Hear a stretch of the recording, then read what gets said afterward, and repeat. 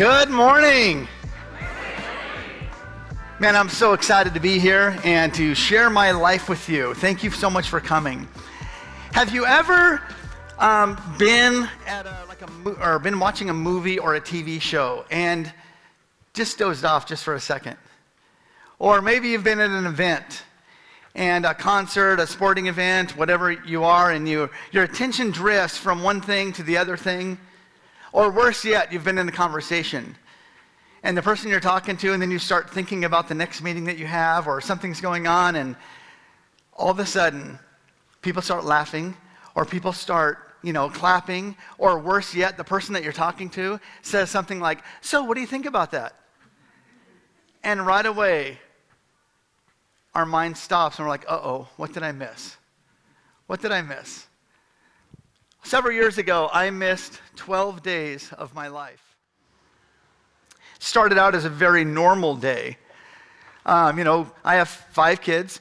Getting the kids to school, breakfast, all the hustle and bustle of all of that, dropping them off, going to work. My wife and I actually played in a co-ed soccer league, and we had a game that night. So we dropped the kids off. And that's where my story gets a little bit fuzzy, and I don't really have a lot of concrete memories. Sometime in the second half of that game, I was playing goalie, and my opponent was going to score, and just as he kicked the ball, his knee caught my right temporal lobe. My temporal lobe was shattered. My skull was cracked in 21 places. Immediately, I fell to the ground with blood and spinal fluid coming out of my ears and my nose. My body immediately went into seizures, and I was laying on the soccer field at Canfield Middle School here in Coeur d'Alene. Things got complicated because the seizure activity somehow wedged my tongue into the back of my throat, and I wasn't getting any air. Somebody on I think on my team or the other team, was trained and kind of knew what to do, and grabbed 2 pins and wedged my tongue back into a position to where I could actually breathe. Coeur d'Alene Fire Department came very quickly, and they were on the scene and intubated me right on the field and got me to the hospital. Once at the hospital, apparently I was thrashing around, and so they needed to induce a coma to properly assess what was happening and what was going on with my with my state of where I was at. Things didn't look good. In fact, they told my family, call friends and family and get them in, because Dave's life is in the balance. That went on for about 72 hours, and then they started to say, okay, you know what, hey, he's going to make it, he's going to pull through, but we don't really know what the outcome will be yet. They said, we don't know, what his memories are going to be like. We don't know what his ability to recall things are going to be like. We don't know what his personality would be like. In fact, we don't know. He's probably going to have a diminished mental capacity. Fortunately for me, the doctors didn't know that I had a diminished mental capacity before the accident. So we were all good. My wife kind of had to know what was going on, so she said, well, physically, I know we don't know where he's going to be at mentally, but physically, where's he going to be? And the neurologist said, well, hey, best case scenario is he's going to be blind in this ear, blind in this eye, deaf in this ear, and he'll have facial paralysis on the right side of his face. That's where he'll be at. Treatments went on, and things were happening, and complications happened. Well, finally, 12 days in, they decided, hey, it's time to wake this guy up. Some complications with waking me up didn't go real well, and finally they decided, hey, they're going to bring in this nurse. Her name was Sarah, and basically Sarah said, hey, Dave, it's time to wake up. And I woke up.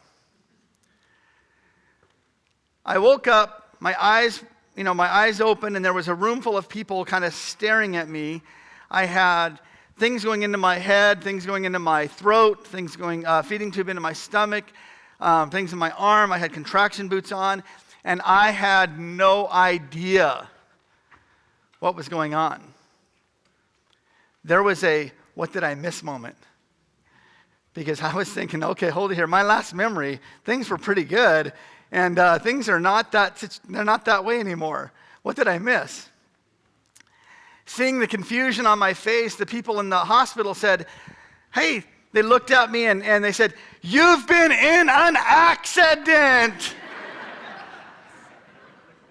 And I said, in my mind, I'm not deaf. Why are you yelling at me?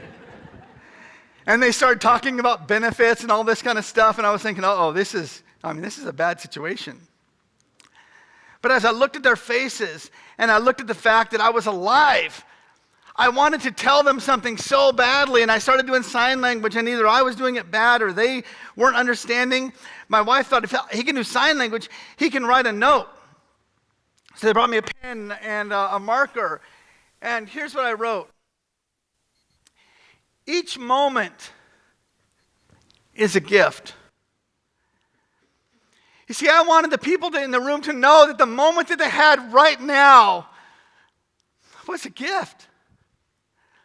I was happy to be alive. I wanted them to know, man, right now, cherish this, because we don't know what the future holds. We don't know what things are happening. We don't know where things are going to go. Each moment is a gift. And if I were to ask all of you right now, think about life and think about significant things that have happened in your life. Right away, we can think of things and put ourselves in those memories, children being born, people graduating, marriage, births, deaths, whatever it is. Things that are good, things that are bad, things that were planned, things that were surprised, things that happened to us or things that happen around us. All of those things are moments. Life is a series of moments. And all of those moments have something in common. If you're able to remember them really well, they all have something in common. We were present. Either emotionally, mentally, physically, we were present. We weren't asking, hey, what did I miss here? We were totally engaged. Things went on, and I continued to get better. And as I look back at that time of rehab, and I can guarantee you one thing, and during my rehab at St. Luke's and all of that, I was always present. That was the most present I'd ever been in my entire lifetime. I heard what the doctors and the physical therapist and the occupational therapist and the speech therapist, all of those people, I heard what they said intently because I wanted out. I wanted to go home. And after I got out, life continued to back to normal, eventually. Like I said, 5 kids, job, work, church, activities. All my kids are in sports. And boy, oftentimes I still ask myself, what did I miss? Oftentimes I'll be in a meeting with, I'm in sales, and I'll be in a meeting with somebody, and I'll think, man, this sale is going great. And then in the end, it turns out to not go like I thought it was going to go. And I walk away saying, man, what did I miss? My kids will say something to me sometime, and they'll kind of drop a bomb on me for something, and I'll say, wow, where did that come from? What did I miss? Relationships will happen, and I'll often say, somehow I'm missing something here. This isn't what I was thinking. So I try to refer back to give myself tips. So I think to the most present time of my life, and it was while I was at the rehab center in Spokane, St. Luke's, and I try to think back to that, and I think, man, that was the most present. Is there anything that I could learn from that time in my life? I'll share some of those with you, and hopefully they'll help. I remember I started getting better and starting getting well, and they decided, hey, it's time to transfer him from Kootenai Health, or at the time it was KMC, to St. Luke's Rehabilitation Center. And I remember very, very vividly being strapped into the wheelchair and my arms being, kind of attached to the armrest, my feet being attached to the footrest, and my head was being propped up to some kind of neck rest because I didn't have enough strength to hold my head up. And I remember being put in the back of the van, and I can hear the sounds in my head of the chain kind of going over the wheels to kind of clamp me down so the thing didn't roll around in the back.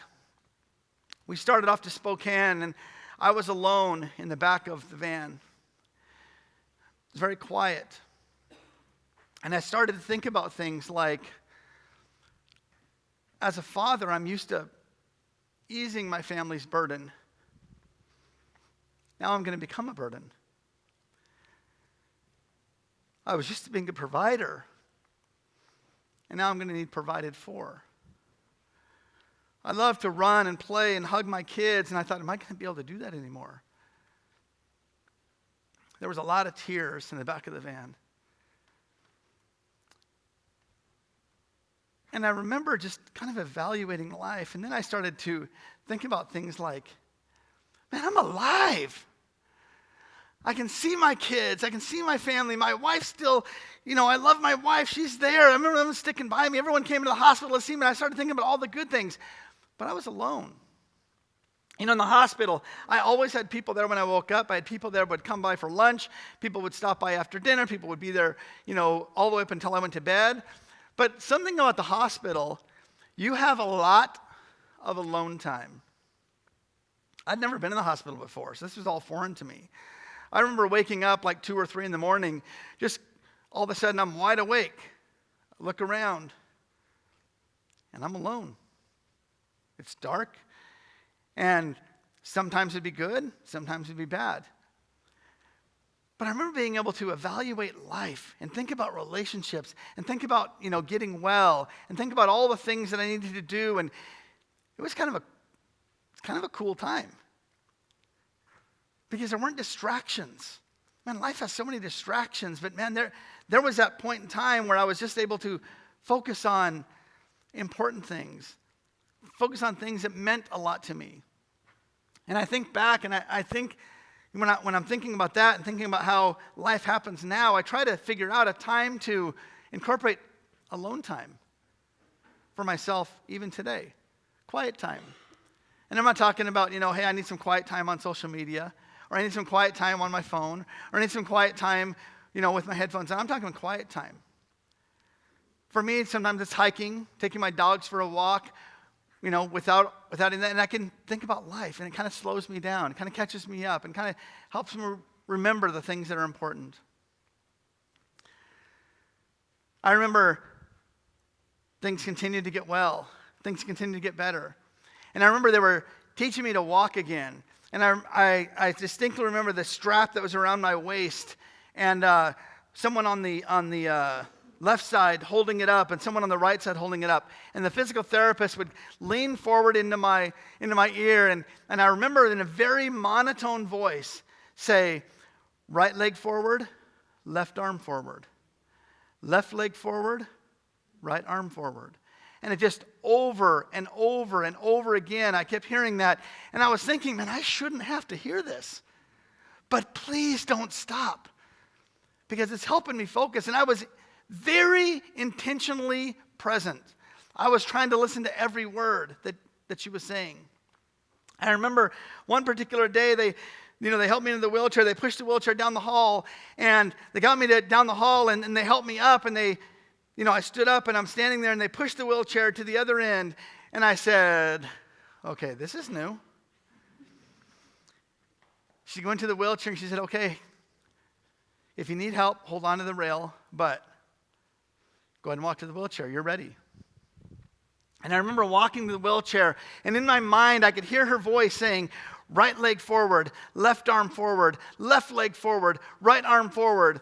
And eventually, I could see the wheelchair in my mind still, like even today, I can picture what that looks like, because I was very present. And I got to the wheelchair, and you'd think I finished an Ironman or something. It was awesome. I was so excited. They got me to after that, usually I did like one physical activity, and then I'd be exhausted, so I slept a lot. I usually slept, 16 to 18 hours a day during that time because my brain was healing. So I remember back then, and I think, man, sometimes we have to be very intentional about being present. I remember thinking, I have got to get out of here because I have a family, I've got a home, I've got things that I got to get back to life. And so I was focused on hearing everything that I could do to to get out. And I mean, they were wonderful, but they weren't home. And even today, I think sometimes when I'm sitting there with somebody, or when I'm talking to somebody, or when my kids are talking to me, or when I'm in a business meeting, or whatever it is, I have to be very intentional about being present. A friend of mine just a few days ago, she was telling me, she said, hey, I sometimes have some difficulty being present. And what I do is I try to make sure that I engage all of my senses. And I thought, man, that's so true. Because I can remember the sounds, the sights, the feel, how I felt when I was very present. Sometimes when I'm listening to someone and I'm only listening, my mind's here, my eyes are here, or my eyes are here. The average American touches their cell phone 2,617 times a day. Latest study. Right now, the latest study shows us that from 12 to 18, our kids will spend 10,000 plus hours looking at a screen. So sometimes I'll be in a meeting and I'll say, oh, I'm going to put it on vibrate. I've got it on vibrate, I stick it in my pocket, and I'm talking to the person, and what happens? It vibrates. And right away, the person's talking, and I'm thinking, oh, I wonder if that's important. I wonder who that is. I wonder if that's an emergency. And my mind drifts. Sometimes we have to be very intentional about being present. I remember that particular day, I woke up, and Terry Gurno was in my room. And he said, Miller! That's what he calls me. How you doing? And I said, Terry, you wouldn't believe it. I walked 10 steps today all by myself. It was awesome. And he said, awesome, Dave. And he encouraged me, and he was like, man, this is so great. This is awesome, man. You're looking good today. I mean, your coloring looks good. You're gaining weight. That's back when gaining weight was a good thing. And it was all great. And I had so many people, family, friends, my parents, my wife, friends, daily encouraging me, telling me, man, you're doing awesome. I can't believe you could do 10 steps. I can't believe that you could start feeding yourself. I can't believe you can do that. And I was like, man, that's so, I am. Dude, I'm awesome. And people were catching me doing things right, and they were telling me about them. And today, I try to incorporate that as much as I can. It helps me be present. I try to catch people doing things right and then tell them about them. Write them a note, drop them a text, verbally tell them. Because one, it gets the focus off of me. And if I'm constantly looking for people to do things right so I can catch them and tell them about it, what does it make me do? It makes me be present because I'm aware. And sometimes I'll kind of make a game of it myself. Hey, you know what? I'd like to write 4 cards this week. Write 4 notes this week. And so I'm looking for opportunities, watching people, trying to catch them. Man, I saw you today. Man, you did awesome. That was so cool what you did. And all this time, just like 3 or 4 notes. And you wouldn't believe how many times people have come up to me and said, man, thank you for that card. That was really cool. Life comes at us fast. Life happens fast, and it doesn't slow down. Time never stops. Our responsibilities never stop. But man, it really stinks to go through life asking, what did I miss, all of the time. So hopefully, if we can kind of incorporate some time to be alone, evaluate life, evaluate what's important. If we can catch people doing something right and tell them about it. If we can figure out a way to be intentional about being present, we're going to ask the question, what did I miss? A lot less often. Man, thank you so much for letting me share my life with you. I really appreciate it.